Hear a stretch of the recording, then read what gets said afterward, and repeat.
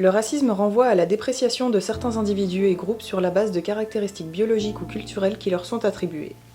Tu devines de quoi on va parler. Tout le monde est raciste.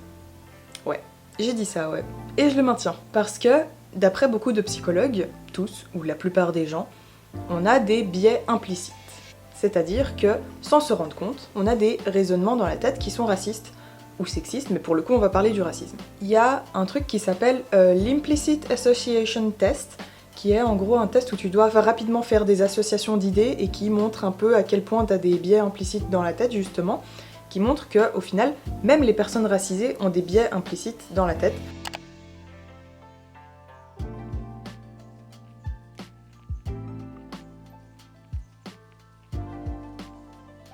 Et ça me semble relativement normal puisque nos sociétés, dans leur entier, sont racistes. Et donc ça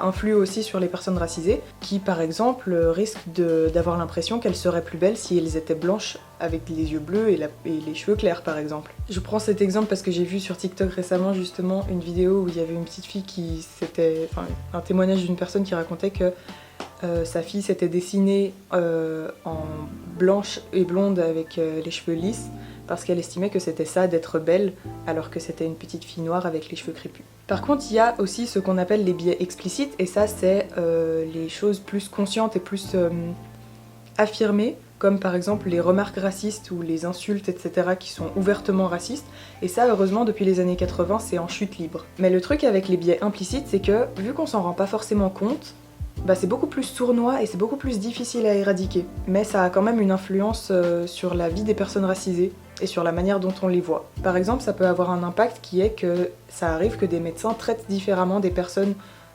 blanches versus des personnes racisées sans même s'en rendre compte. Et que du coup, les personnes racisées sont moins bien prises en charge par les médecins. Oh, je m'étais même pas rendu compte, mais j'ai le t-shirt approprié pour cette vidéo.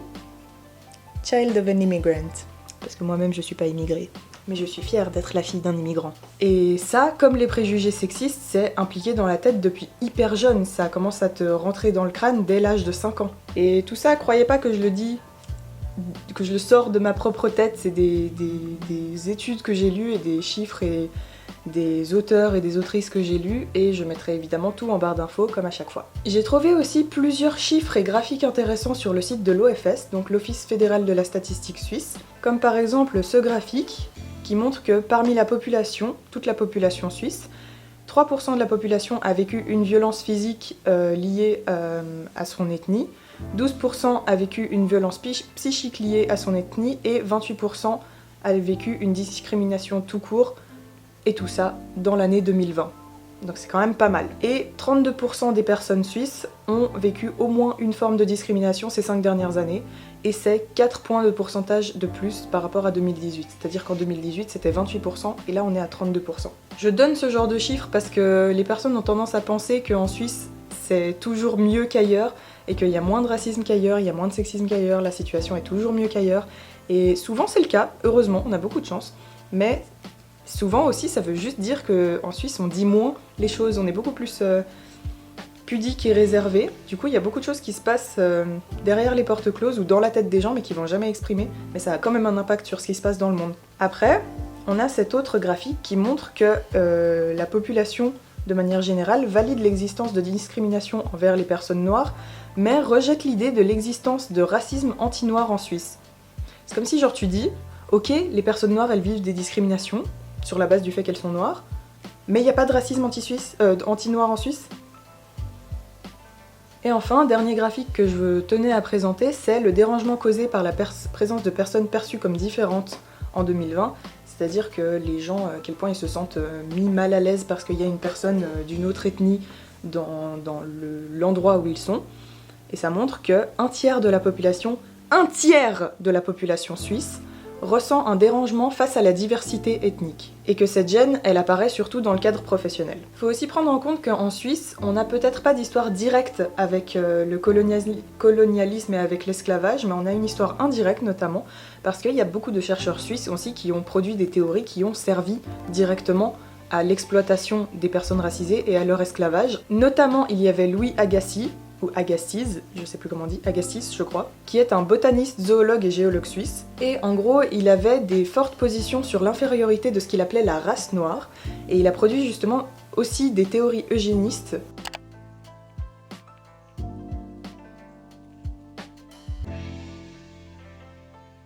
Qui classent l'intelligence des différentes races humaines selon les zones où elles évoluent et d'où elles sont originaires. Il a aussi étudié la forme des corps pour définir que les personnes originaires de telle ou telle région étaient supérieures à d'autres. Notamment ce mec, suisse donc, il a recommandé à un moment donné aux États-Unis de concentrer les esclaves plutôt au sud du pays pour éviter qu'il y ait une contamination avec la race blanche. Ça c'était au 19e siècle. Ok, on peut se dire que c'était il y a longtemps. Par contre, les chiffres que je vous ai présentés juste avant, les graphiques que je vous ai présentés juste avant, c'est maintenant, c'est l'année 2020. Donc c'est pas fini. Il y a toujours une trace de racisme, finalement, et les personnes le vivent au quotidien. Bell Hooks, c'est une militante et féministe états-unienne qui a parlé notamment du fait que quand une personne racisée présente ses émotions, ou parle de ses émotions, on a quand même tendance à mettre les émotions de la personne blanche en priorité. Et ça fait notamment que dans certaines situations, les personnes blanches, elles ne comprennent pas et n'acceptent pas que les personnes racisées aient des réactions émotionnelles ou fortes. Et l'argument des blancs et des blanches dans ce cas-là, c'est que si on veut être égal, il faut qu'on agisse de manière égale. Ça a aucun sens. Parce que ça nie le vécu de l'autre personne, ça nie aussi sa singularité. Et pourquoi est-ce qu'on pourrait pas être égaux et égales avec nos singularités en fait? Et c'est de nouveau toujours une manière de contrôler l'autre et de lui être supérieur, et ça montre un privilège dès le départ, de dire que toi, tu as des émotions, il faut que tu les nies si tu veux être comme nous. Sarah Ahmed, c'est une universitaire anglo-australienne qui développe une théorie féministe, qui est dans le féminisme queer, lesbien, qui est dans le postcolonialisme et la critical race theory, et elle développe une théorie sur le fait que les images qui font peur, qui sont présentées aux enfants, c'est souvent des images de personnes sombres. Vous vous rappelez du jeu, quand on était petit, Qui a peur de l'homme noir ? Et il y avait une personne qui était désignée comme l'homme noir et tous les autres on devait partir courir, et si cette personne nous touchait, on était un homme noir aussi, on était contaminé. Donc forcément quand on a ce genre d'imaginaire dans la tête, même si on peut penser que c'est juste une métaphore et que c'est quelque chose d'innocent, bah ça a quand même un impact, parce qu'on dit littéralement qu'il s'agit d'un homme noir. Et après ça a des impacts jusque très loin dans la vie, jusqu'à pour toujours dans ta vie, puisque encore maintenant il y a beaucoup de crimes qui sont faits contre les personnes noires, et ça fait qu'il y a plein d'histoires où des personnes noires sont tuées, ou agressées, ou blessées, juste parce qu'ils étaient en train de passer, et ça a fait peur à une personne non racisée qui était là, et qui a tiré sur cette personne. Et ça veut pas forcément dire que la personne qui a tiré ou qui a réagi fortement était une personne raciste d'extrême droite absolument, non, ça veut juste dire que c'était une personne qui a inconsciemment intégré ce genre de choses.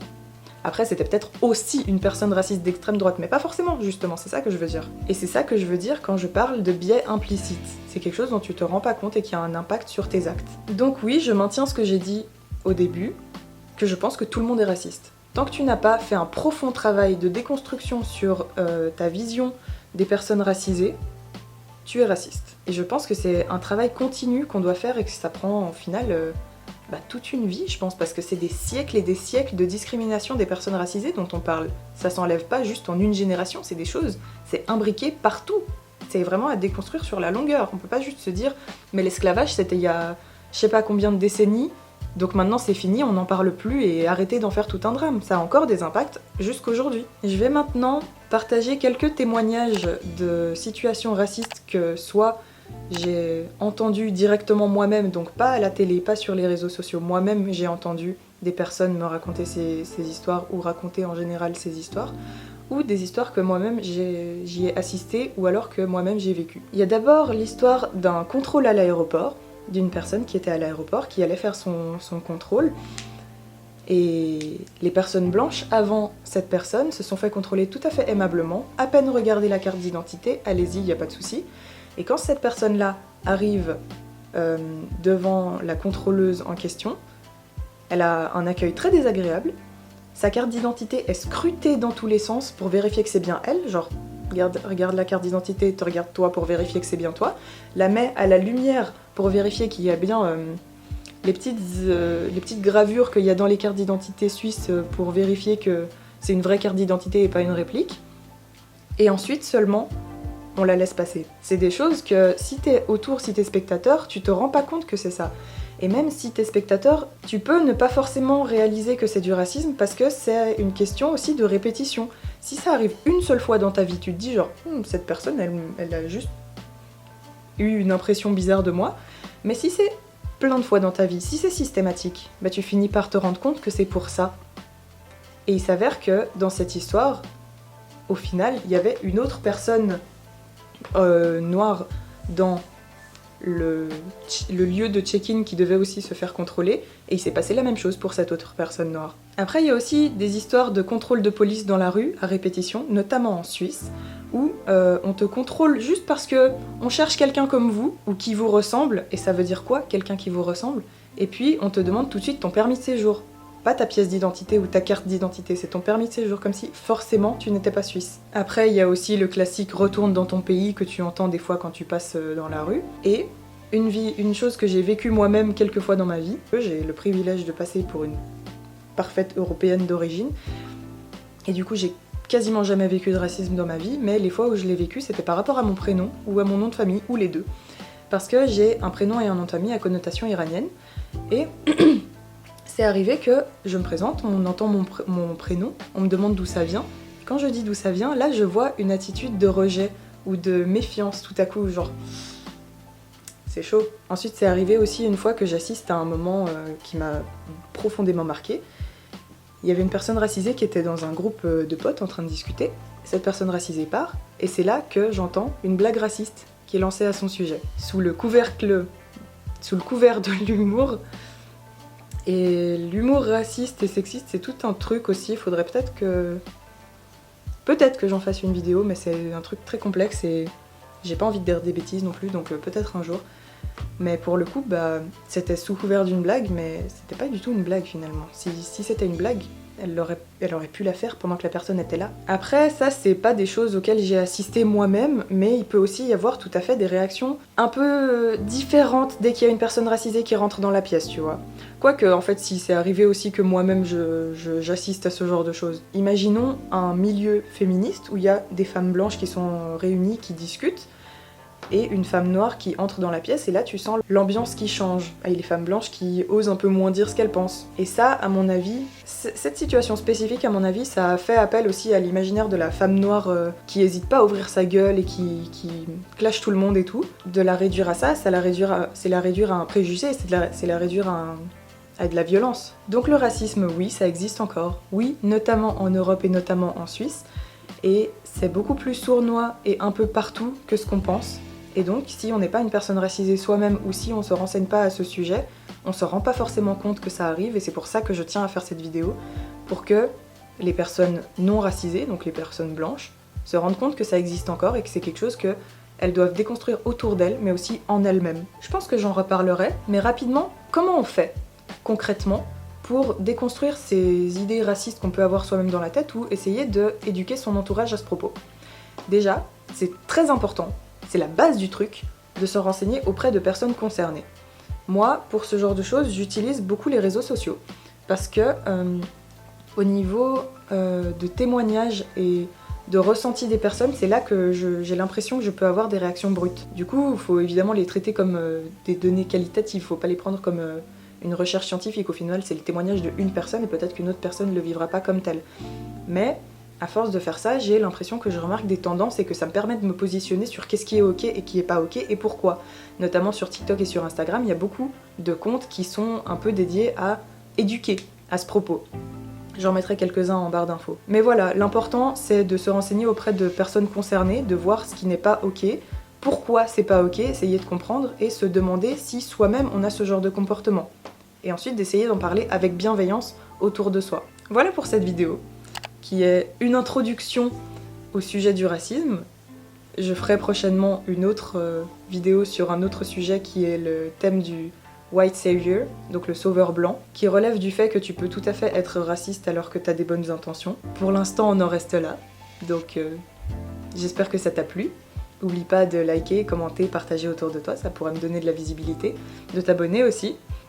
Et puis on se voit dimanche prochain à 15h pour une autre vidéo.